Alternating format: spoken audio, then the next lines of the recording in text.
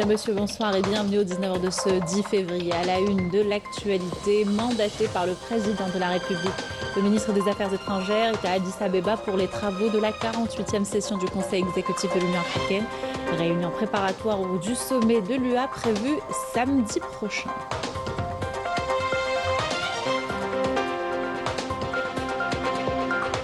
Au plan sur la ligne ferroviaire minière, Djebel El-Aounq à Annaba, un véritable levier pour la croissance industrielle dans la région. L'importante structure dessert la mine de phosphate intégrée de Tébessa. Reportage tout à l'heure.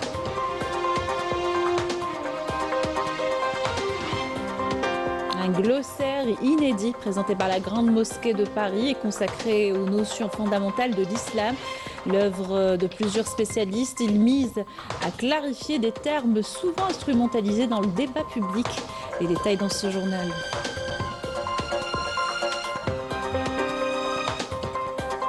La nouvelle loi criminalisant le colonialisme saluée par l'Association internationale des amis de la révolution algérienne, un pas de plus vers la reconnaissance de crimes imprescriptibles commis par la France.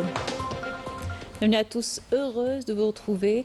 Avant de développer ces titres, le Premier ministre Sefi Ghalieb a participé par visioconférence à la 43e session de la réunion du comité d'orientation des chefs d'État et de gouvernement de l'Agence de développement de l'Union africaine, NEPAD.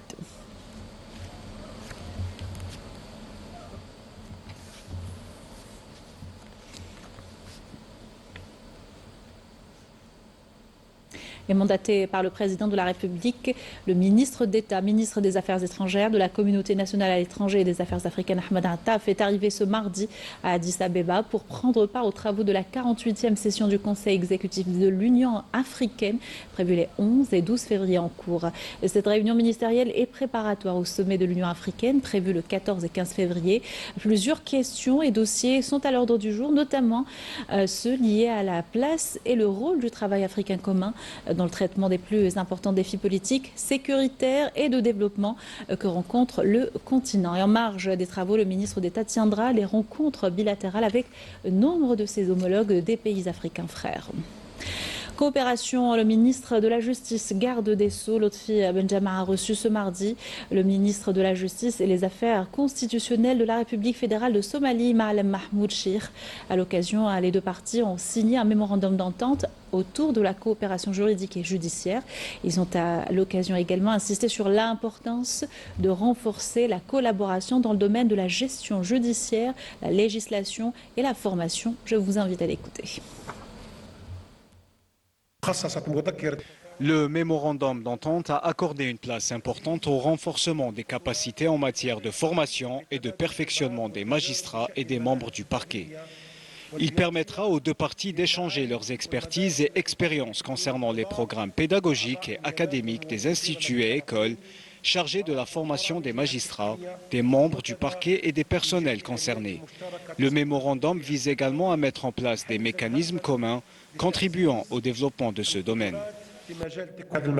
La Somalie accorde une grande importance à la valorisation de l'expérience algérienne pionnière dans le domaine de la justice, compte tenu des expertises accumulées et des modèles réussis dont dispose l'Algérie en matière d'administration judiciaire, de formation et de législation. Cette expérience constitue une réelle valeur ajoutée aux efforts nationaux visant la reconstruction et le développement du système judiciaire.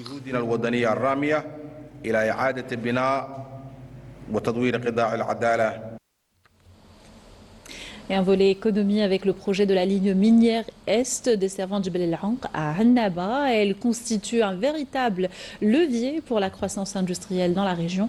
Une importante structure autour de la mine de phosphate intégrée de Tébessa.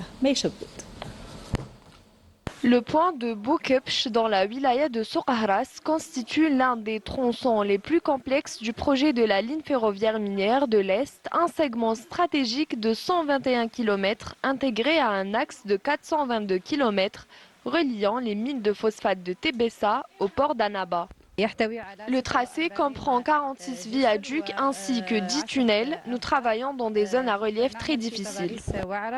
Ce tracé constitue l'axe central du projet intégré du phosphate dans l'est du pays, réalisé en double voie avec une modernisation complète des infrastructures. Sa capacité de transport atteindra jusqu'à 23 millions de tonnes de phosphate par an. La réalisation de cette ligne stratégique est une priorité pour le président de la République. Elle permettra l'acheminement du phosphate à Oued Kibrit avant son traitement puis son transfert vers le nord en direction d'Annaba. Réalisés par des entreprises nationales en partenariat avec des experts internationaux, les travaux de ce projet avancent à un rythme soutenu.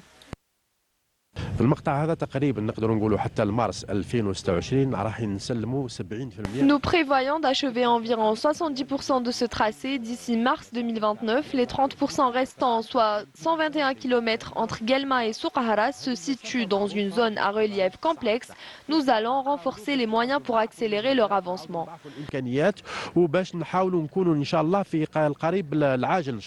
Une fois les défis techniques relevés, la ligne ferroviaire constituera un levier de développement régional et national. Elle générera des investissements et de l'emploi.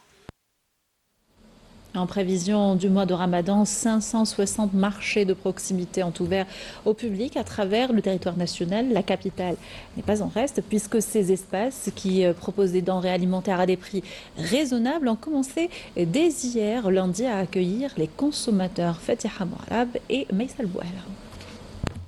Mobilisation inédite des opérateurs économiques à l'approche du mois sacré. Dans toutes les wilayas, les marchés de proximité fleurissent pour compléter l'offre des circuits traditionnels et permettre à chaque famille d'accéder aux produits de large consommation jusqu'à la fin de Ramadan.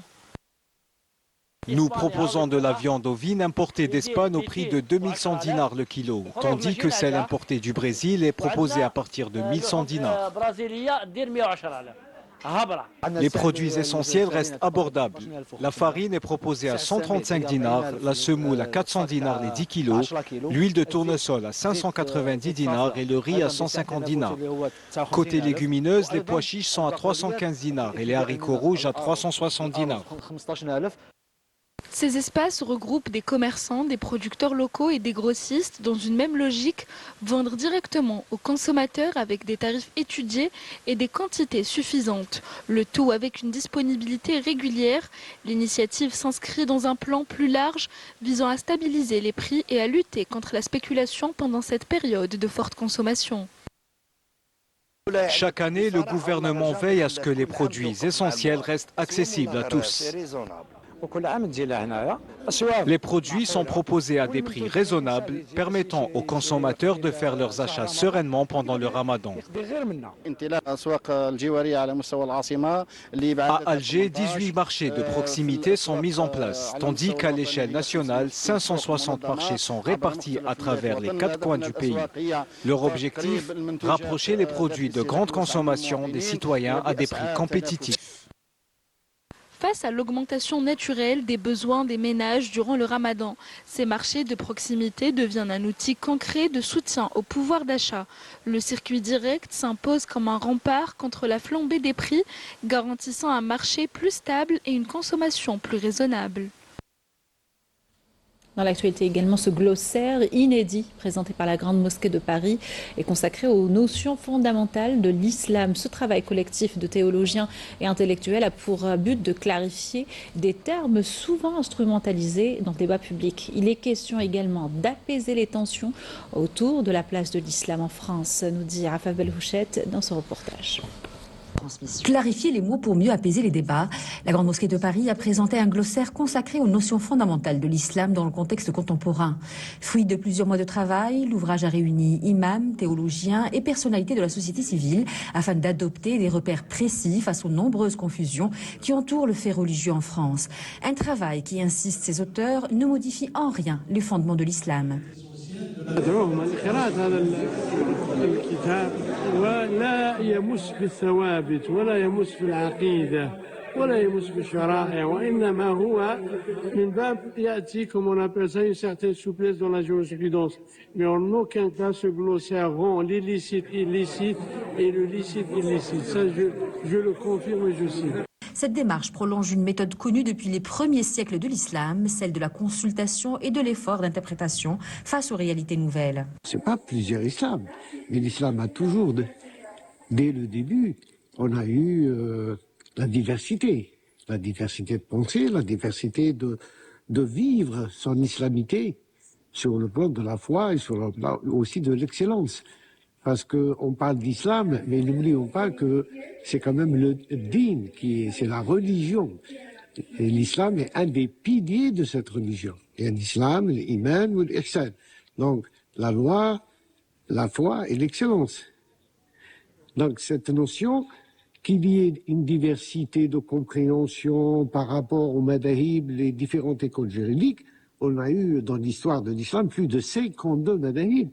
Et on enseignait dans la ville de Tlemcen, en Algérie, 17 madahib étaient enseignés au Moyen-Âge. Un héritage d'interprétation qui permet aujourd'hui d'aborder des questions inédites, non seulement dans une logique de cohabitation, mais aussi face aux nouveaux défis éthiques posés par les sociétés contemporaines. Il y a des questions que l'islam pose et qui sont communes aux autres religions. Quand vous prenez le statut de l'embryon, le statut de la fin de vie, par exemple la lutte contre l'euthanasie ou le suicide assisté, la réprobation que pose l'islam, c'est la même que celle des autres religions. Au-delà de son utilité pour les fidèles, l'ouvrage s'inscrit dans un climat politique tendu en France autour de l'islam. À l'approche du municipal, la Grande Mosquée de Paris assume une démarche claire, remettre de la connaissance là où s'installent les peurs et couper court aux instrumentalisations électorales du fait religieux.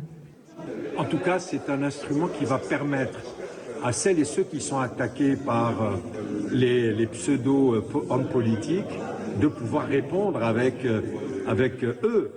connaissance des éléments. Ils auront des arguments pour pouvoir dire aux hommes politiques qui vont vouloir faire leur campagne sur le dos des musulmans et de l'islam, non, vous avez tort, et voilà la réalité des choses. Pensé comme un travail de référence, ce glossaire s'inscrit dans un esprit de transmission et de responsabilité. Des institutions religieuses de premier plan, notamment l'université Al-Azhar ou encore Zaytouna, ont également pris part aux échanges ayant nourri sa rédaction. Dans un contexte où les mots autour de l'islam sont souvent source de tension, la Grande Mosquée de Paris fait ainsi le choix du savoir, de la précision et du dialogue pour éclairer le débat public. ANP, le commandement des forces navales, a organisé hier au niveau de la façade maritime ouest, en 2e région militaire, un exercice de démonstration intitulé l'assistance d'un navire en détresse et la lutte contre les pollutions marines. Plus de détails avec Sami Darli. L'exécution de cet exercice a été supervisée par le général-major, commandant de la façade maritime ouest, accompagné du Wali d'Oran, en présence des représentants de différents secteurs ministériels concernés à l'instar des ministères de l'Intérieur et des collectivités locales et du transport, des hydrocarbures et des mines, de la poste et des télécommunications, de la santé, de l'environnement et la qualité de vie, ainsi que des observateurs étrangers. Cet exercice vise à tester le niveau de disponibilité et de coordination entre les structures militaires et civiles lors d'opérations d'assistance à des navires en situation d'urgence et de lutter contre la pollution marine, ainsi qu'à renforcer l'expertise sur le terrain acquise par les unités des forces navales. Il permettra également de mettre en exergue les meilleures pratiques de gestion des crises environnementales marines et d'évaluer la résilience et l'efficacité des moyens employés à tous les niveaux en se focalisant sur la maîtrise des procédures des enquêtes maritimes et les moyens de les améliorer. Journée d'études sur les retombées de la nouvelle loi criminalisant le colonialisme organisée par l'Association internationale des Amis de la Révolution algérienne. L'adoption également par l'ONU de la Journée internationale contre le colonialisme était au programme de cette journée. Le compte rendu de Naïma Louali. Le parachèvement du processus de décolonisation se fait inéluctablement à travers la reconnaissance des crimes coloniaux, selon l'Association internationale des Amis de la Révolution, qui a organisé une journée d'études à cet effet. Ce texte également reconnaît que le colonialisme est un crime. Donc vous voyez qu'on s'inscrit en ligne droite dans le texte promulgué par l'Assemblée algérienne. est confirmée sur le principe par le Sénat, en attendant qu'une relecture se fasse de certains articles, la colonisation est effectivement un crime contre l'humanité. Et qui dit crime contre l'humanité dit crime imprescriptible, c'est-à-dire qu'à n'importe quel moment, nous pouvons parler, discuter, revendiquer et faire juger au besoin. L'Algérie a pris une décision courageuse en traversant les parlementaires, qui est celle d'établir une loi qui dénonce la criminalisation de la colonisation. Surtout qu'il y a beaucoup d'aspects de la colonisation qui sont totalement ignorés, à savoir que derrière ce qui est visible, c'est-à-dire les destructions, c'est-à-dire les assassinats, c'est-à-dire la destruction des biens, etc., il y a le rôle fondamental du financement de la colonisation par l'appareil financier judéo-chrétien. L'objectif de cette journée est de clarifier la portée de la loi sur la criminalisation du colonialisme et le rôle attendu de la communauté internationale pour situer clairement la responsabilité des anciennes puissances colonialistes dans les crimes coloniaux. Mon apport dans cette conférence, c'est de discuter d'un dernier document, la dernière résolution de l'ONU du 5 décembre 2025, qui a justement pour caractère de rendre la journée du 14 décembre de chaque année comme journée internationale de lutte contre le colonialisme sous toutes ses formes et sur toutes ses manifestations. Dans cette résolution, nous avons un élément nouveau qui vient d'intervenir, c'est-à-dire le rôle de la société civile. Donc cette résolution donne un pouvoir à la société civile de se manifester dans tout ce que nous venons de dire, c'est-à-dire dans toute cette lutte. Cette rencontre historique et juridique vise par ailleurs à éclairer la portée de la loi sur la criminalisation du colonialisme récemment adoptée et par l'instance onusienne et par le Parlement algérien. Cette information qui vient tout juste de nous parvenir, le président de la République, chef suprême des forces armées, ministre de la Défense nationale Abdelmajid Tebboune a présidé aujourd'hui un conseil des ministres consacré au suivi des mesures d'approvisionnement du marché national en produits de large consommation durant le mois sacré de Ramadan, ainsi qu'à l'état d'avancement des programmes complémentaires au profit des wilayas de Khanchla, Tissemsil, Djelfa et Tindouf. Après la présentation de l'ordre du jour du conseil des ministres, puis de l'activité du gouvernement, le président de la République a donné les instructions, orientations et directives suivantes. En premier lieu, le président de la République a donné au ministre des Ressources en eau et de la sécurité hydrique de lancer dès le mois prochain la réalisation de 2 stations de dessalement d'eau de mer à Tamanrasset et à Tindouf au profit des populations de ces 2 wilayas, soulignant le caractère stratégique de ces projets pour les habitants du Grand Sud. Il a également ordonné la réalisation d'une nouvelle station à Tindouf pour le traitement et l'épuration des eaux usées, notamment en faveur des projets agricoles prometteurs. Le président de la République a instruit le ministère des Ressources en eau, de la sécurité hydrique, de renforcer les mesures de vigilance, de contrôle et de précaution lors des opérations de déversement des eaux excédentaires des barrages arrivés à saturation. Il a insisté sur la nécessité d'accorder la plus haute importance au respect des plans nationaux de distribution de l'eau potable tout au long de l'année. Le président de la République a instruit de réunir toutes les conditions nécessaires afin de permettre aux citoyens de passer le mois sacré de Ramadan dans la sérénité et la quiétude. Il a également ordonné le renforcement du sens des responsabilités gouvernementales durant le mois sacré pour répondre efficacement aux préoccupations des citoyens. Le président de la République s'est félicité de l'abondance enregistrée dans les différents produits, notamment agricoles, soulignant que celle-ci doit impérativement se traduire par une baisse des prix durant ce mois sacré. Concernant l'avancement des programmes complémentaires des wilayas de Khanchla, Tessemsilt, Djelfa et Tindouf, le président de la République a salué la concrétisation de l'ensemble des programmes complémentaires et l'exécution des projets dans les délais impartis. Il a instruit le gouvernement d'élaborer de nouveaux programmes complémentaires au profit des wilayas les moins développés, en particulier celles nouvellement créées. Voilà pour ce communiqué du Conseil des ministres tenu aujourd'hui. On poursuit notre journal avec la question sahraoui. Les visites au camp des réfugiés sont régulières afin de faire connaître la justesse de cette cause. Une délégation française de haut niveau s'est rendue ces derniers jours auprès des réfugiés sahraouis. Elle a pu constater la réalité sur le terrain et mieux comprendre une lutte qui dure depuis près de 5 décennies. Ammar Touaguine et Walid Benouis. La cause sahraoui continue de susciter l'intérêt et la solidarité de la communauté internationale, reflétant un regain de reconnaissance de sa justesse.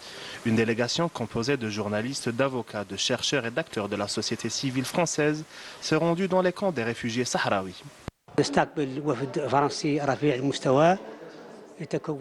Nous accueillons aujourd'hui une délégation française de haut niveau, composée de maires, d'avocats, de chercheurs et de journalistes, notamment 2 journalistes du Monde et du Monde diplomatique.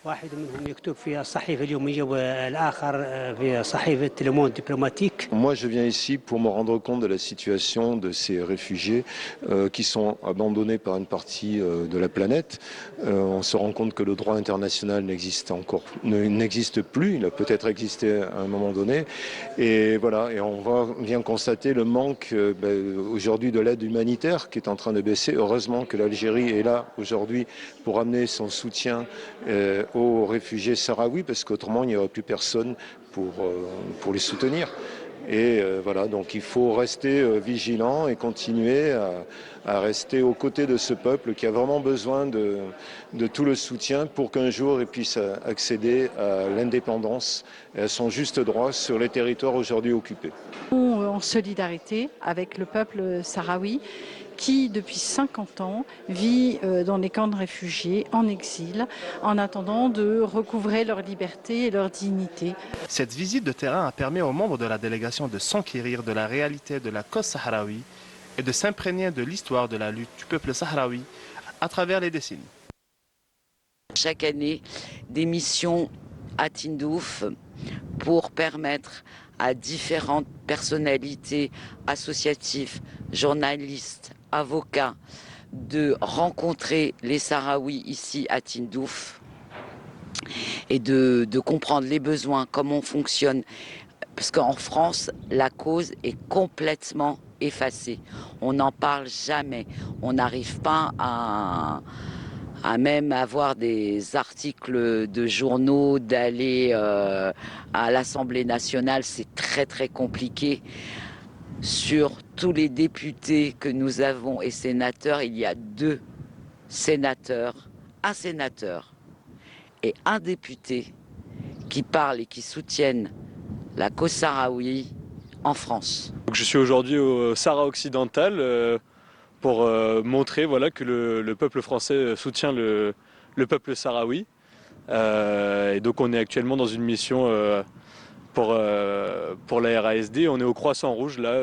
À travers cette visite, le soutien et la solidarité sont réitérés à un moment charnière où la question sahraoui connaît des développements majeurs à tous les niveaux.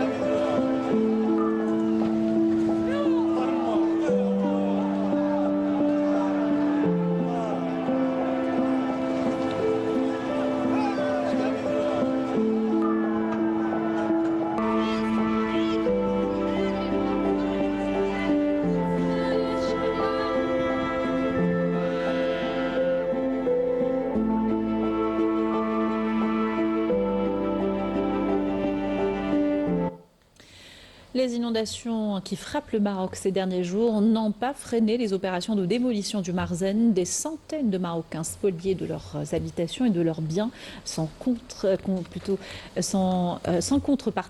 se retrouvent dans des conditions précaires. Ahlam Kelmami et Walid Benouis.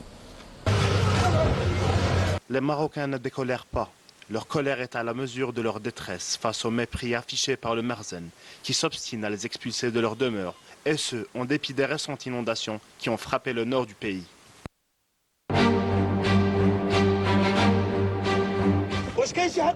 Y a-t-il quelqu'un? Apparemment, il y a une personne qui se noie ici. Regardez l'état dans lequel nous sommes. Nous sommes sous le choc, pas de travail, pas d'études, rien. Nous souffrons de l'absence d'infrastructures. Dès qu'il pleut un peu, c'est l'inondation. À cause des inondations, nous n'avons pas pu passer nos examens. Dans ces zones recluses, plusieurs familles affirment vivre aujourd'hui sans logement digne et sans ressources suffisantes.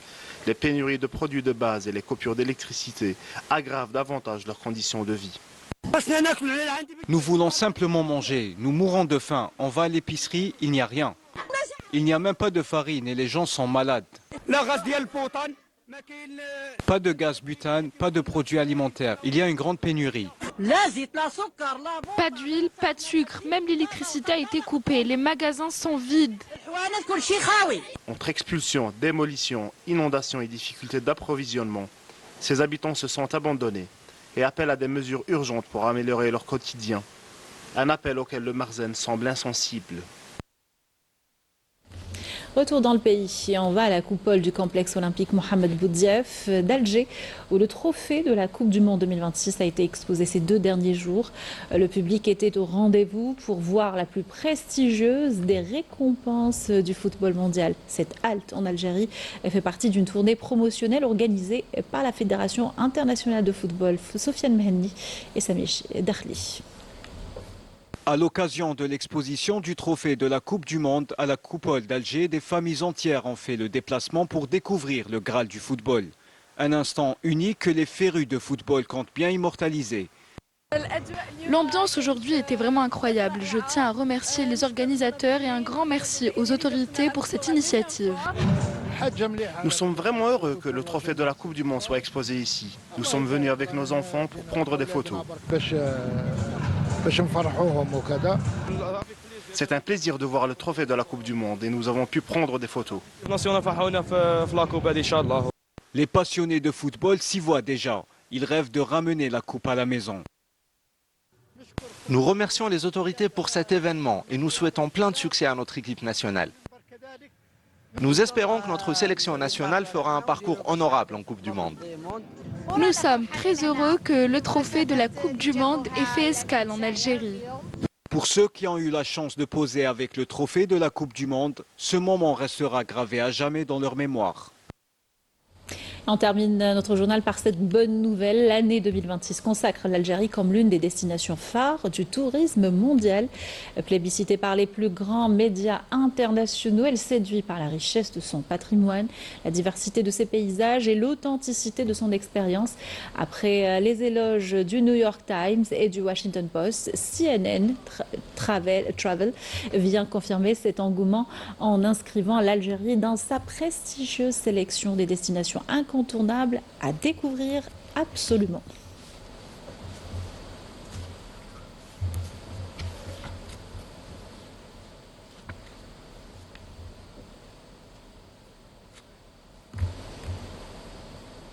C'était là la dernière information de notre journal. Merci de l'avoir suivi et excellente soirée sur Canal Algérie.